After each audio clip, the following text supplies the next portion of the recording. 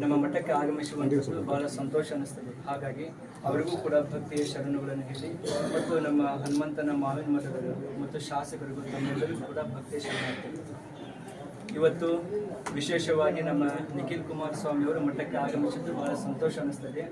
ಕಾರಣ ಏನು ಅಂತಂದರೆ ಅವರ ತಂದೆಯವರು ಕುಮಾರಸ್ವಾಮಿಯವರು ಈ ಮಠದ ಮೇಲೆ ಬಹಳಷ್ಟು ಅಭಿಮಾನವನ್ನು ಇಟ್ಟುಕೊಂಡಿರುವಂತಹ ಒಬ್ಬ ಶ್ರೇಷ್ಠ ವ್ಯಕ್ತಿಗಳು.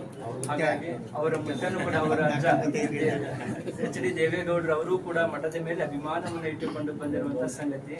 ಹಾಗಾಗಿ ಮೊನ್ನೆ ನಮ್ಮ ಹನುಮಂತನವರು ಹೇಳಿದ ಹಾಗೆ ಪಟ್ಟಾಭಿಷೇಕ ದಿನ ಡಿಸೆಂಬರ್ 23ನೇ ತಾರೀಕು ಅವರು ಪಟ್ಟಾಭಿಷೇಕ ಅವರೇ ದಿನಾಂಕ ಕೊಟ್ಟಿದ್ರು.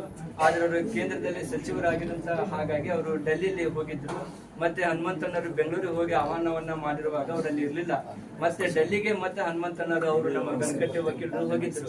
ಹೋಗಿ ಆಹ್ವಾನವನ್ನ ಕೊಟ್ಟು ಬಂದಿದ್ರು. ಅವರು ಮತ್ತೆ ಅಜ್ಜವ್ರ ಫೋನ್ ನಲ್ಲಿ ಮಾತನಾಡಿದ್ರು, ಇಲ್ಲ ಬುದ್ಧಿ ನಾನು ಹಿಂಗೆ ಸಚಿವರಾಗಿದ್ದೀನಿ, ಕೆಲಸ ಸಾಕಷ್ಟು ಇದಾವೆ, ಹಾಗಾಗಿ ನಾನು ಬಂದು ಹೋಗ್ತೀನಿ ಮಠಕ್ಕೆ ಅಂತಂದ್ರು. ಇವತ್ತು ಅವರು ಬರ್ಲಿಲ್ಲ. ಅವರ ಪರವಾಗಿ ತಂದೆಗೆ ತಕ್ಕ ಮಗ ಅಂತ ನಮ್ಮ ನಿಖಿಲನವರು ಬಂದಿದ್ದಾರೆ. ಬಹುಶಃ ಒಂದ್ 2 ನಿಮಿಷ ತಗೋತಿದ್ದ ಸಮಯವನ್ನ ಇವತ್ತು ನಿಖಿಲನವರು ಬಹಳ ದೊಡ್ಡ ಹೃದಯ. ಹೇಗೆ ಅಂತಂದ್ರೆ ಒಂದ್ 2 ನಿಮಿಷ ಅವರ ತಂದೆಯವರನ್ನ ಮೆಲುಕು ಹಾಕ್ಬೇಕಾಗುತ್ತೆ. ಬಹುಶಃ ಈ ನಾನಿನಲ್ಲಿ ಒಬ್ಬ ಸಮರ್ಥವಾಗಿರುವಂತಹ ಮುಖ್ಯಮಂತ್ರಿ ಆಗಿದ್ದಾಗ ಒಳ್ಳೆ ಬಡವರಿಗೆ ಜನಪರ ಕಾಳಜಿಯನ್ನ ಮಾಡಿಕೊಂಡು ಒಳ್ಳೆ ಯೋಜನೆಗಳ ಜಾರಿಗೆ ತಂದಂತಹ ಒಬ್ಬ ಧೀಮಂತ ನಾಯಕ ಅಂತಂದ್ರೆ ಕುಮಾರಸ್ವಾಮಿ ಅವರನ್ನುವಂಥದ್ದು. ಯಾಕೆ ಮಾಡ್ತಿರ್ತದೆ ಅಂದ್ರೆ ನಾವು ಒಂದು ಪಕ್ಷವನ್ನ ಹೊಗಳ್ತಾ ಇಲ್ಲ, ಅವರು ಮಾಡಿರುವಂತ ಕೆಲಸಗಳೇನಿದಾವೆ ಬಹಳ ದೊಡ್ಡ ಯೋಜನೆಗಳನ್ನ ಹಾಕಿದ್ರು. ಒಂದೇ ಒಂದು ಯೋಜನೆ ಏನು ಅಂತಂದ್ರೆ ಅವರು ಬಡ ಹೆಣ್ಣು ಮಕ್ಕಳಿಗಾಗಿ ಒಂದು ಯೋಜನೆಯನ್ನ ಜಾರಿಗೆ ತಂದಿದ್ರಲ್ಲ, ಆ ಹೆಣ್ಣು ಮಗು 2006 ನಂತರ ಹುಟ್ಟಿರುವಂತಹ ಒಬ್ಬ ಭಾಗ್ಯಲಕ್ಷ್ಮಿ ಯೋಜನೆಯನ್ನ ಜಾರಿಗೆ ತಂದಿದ್ರು. ಆ ಯೋಜನೆ ಎಷ್ಟು ಅದ್ಭುತವಾಗಿದೆ ಅಂತಂದ್ರೆ ಯಾರು 2006 ನಂತರ ಹುಟ್ಟಿರ್ತಾರಲ್ಲ ಆ ಹೆಣ್ಣು ಮಗಳಿಗೆ, ಆ ಹೆಣ್ಣು ಮಗಳ ಹೆಸರಿಗೆ 10,000 ರೂಪಾಯಿನ FD ಮಾಡೋದು. ಆ ಬಂದಿರುವಂತ FD ಮುಖಾಂತರ ಆ ಸಣ್ಣ ವಿದ್ಯಾರ್ಥಿನಿಗೆ ಶಿಕ್ಷಣಕ್ಕಾಗಿ ಅದು ಅನುಕೂಲ ಆಗಬೇಕು ಅನ್ನುವಂತ ದೃಷ್ಟಿಯಿಂದ ಆ ಯೋಜನೆಯನ್ನ ಜಾರಿಗೆ ತಂದಿದ್ರು. ಬಹುಶಃ ಬೇರೆ ದೇವರು ಆಗಿದ್ರೆ ಆ ಹಣವನ್ನ ಕ್ಯಾಶ್ ಹಾಕಿಬಿಡ್ತಾರೆ ಅಕೌಂಟಿಗೆ, ಆದ್ರೆ ಅದು ಆ ಬಾಲಕಿಗೆ ತಲುಪುವುದಿಲ್ಲ, ಅದು ಎಲ್ಲೋ ದುರುಪಯೋಗ ಆಗಿಬಿಡ್ತದೆ. ಆದ್ರೆ ಆ ಬಾಲಕಿಗೆ ಹಣ ಹೋಗ್ಬೇಕು, ಶಿಕ್ಷಣಕ್ಕಾಗಿನ ಹೋಗ್ಬೇಕು ಅನ್ನುವಂತ ದೃಷ್ಟಿಯಿಂದ ಆ 10,000 ರೂಪಾಯಿ FD ಅನ್ನ ಇಡುವಂತ ಯೋಜನೆಯನ್ನ ಜಾರಿಗೆ ತಂದಿದ್ರು.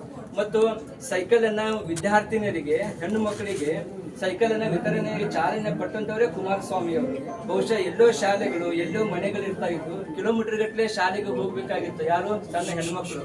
ಅವರಿಗಾಗಿ ಅನುಕೂಲ ಆಗ್ಬೇಕು ಅನ್ನುವಂತ ದೃಷ್ಟಿಯಿಂದ ಸೈಕಲ್ ಹೊಡೆದ್ರಿಂದ ಆರೋಗ್ಯವು ಕೂಡ ಬಹಳ ಶ್ರೇಷ್ಠವಾಗಿ ಸದೃಢವಾಗಿರ್ತದೆ ಅನ್ನುವಂತ ದೃಷ್ಟಿಯಿಂದ ಆ ಯೋಜನೆಯನ್ನು ಕೂಡ ಜಾರಿಗೆ ತಂದಂತವರು ಕುಮಾರಸ್ವಾಮಿ ಅವರು. ಮತ್ತು ಅವರು ಮುಖ್ಯಮಂತ್ರಿಗಳಾಗಿದ್ದಾಗ ಲಾಟರಿ ನಿಷೇಧವನ್ನ ಮಾಡಿದ್ರು. ಆ ಲಾಟರಿ ನಿಷೇಧ ಏನು ಅಂತಂದ್ರೆ ಬಹುಶಃ ಬಹಳ ಜನ ಲಾಟರಿಯಲ್ಲಿ ಬಡವರು ಮತ್ತು ಮಧ್ಯಮ ವರ್ಗದವರು ಲಾಸ್ ಆಗಿದ್ದಾರೆ, ಅಂದ್ರೆ ಮೋಸವನ್ನು ಹೋಗಿದ್ದಾರೆ, ಅವರ ಹಣ ಪೋಲಾಗಿ ಹೋಗ್ಬಿಟ್ಟಿದೆ. ಅಂತಹ ಹೇಳಿ ಕೇಳಿ ಈ ರಾಜ್ಯ ಅತ್ಯಂತ ಬಡ ಪರಿಸ್ಥಿತಿಯಲ್ಲಿರುವಂತಹ ಜನ ಬಹಳಷ್ಟು ಸಮುದಾಯಗಳಿದ್ದಾವೆ. ಅಂತ ಜನರು ಹಣವನ್ನ ವ್ಯರ್ಥ ಆಗಬಾರ್ದು, ಹಣ ಹಾಳಾಗಬಾರ್ದು ಅನ್ನುವಂತ ದೃಷ್ಟಿಯಿಂದ ಲಾಟರಿ ನಿಷೇಧವನ್ನ ಮಾಡಿದ್ರು ಅವರು. ಅಂದ್ರೆ ಅದಾದ ಮೇಲೆ ಮತ್ತವರು ಬೇರೆ ಎಲ್ಲರೂ ಲಾಟರಿ ಮತ್ತೆ ಪ್ರಾರಂಭ ಮಾಡಿದ್ದಾರೆ. ಸರಾಯಿ ನಿಷೇಧವನ್ನು ಕೂಡ ಅವರು ಮಾಡಿದ್ರು, ಜುಲೈ 1 ಅಂತ ಹೇಳೋದು.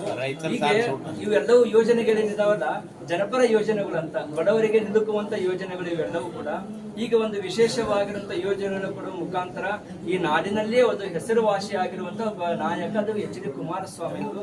ಮತ್ತು ಒಂದು ಸಾರಿ ರೈತರ ಸಾಲ ಮನ್ನಾವನ್ನು ಕೂಡ ಮಾಡಿದ್ರು ಅವರು. ಹೀಗೆ 2 ಸಾರಿ ಹೀಗೆ ವಿಶೇಷವಾಗಿರುವಂತಹ ಯೋಜನೆಗಳನ್ನ ಮಾಡುವ ಮುಖಾಂತರ ಅವರು ಈ ನಾಡಿನೇ ಹೆಸರಾಗಿದ್ದಾರೆ. ಅಂತಹ ಮಗನಾಗಿರುವಂತಹ ನಿಖಿಲನ್ ಅವರು ಇವತ್ತು ನಮ್ಮ ಮಠಕ್ಕೆ ಆಗಮಿಸಿದ್ದು ಬಹಳ ಸಂತೋಷ ಅನಿಸ್ತದೆ. ಅವರು ಬಹಳ ಯುವ ಉತ್ಸಾಹಿಗಳಿದ್ದಾರೆ. ಅವರೊಂದಿಗೆ ನಮ್ಮ ಹನುಮಂತನವರು ಕೂಡ ಇರ್ತಾರೆ.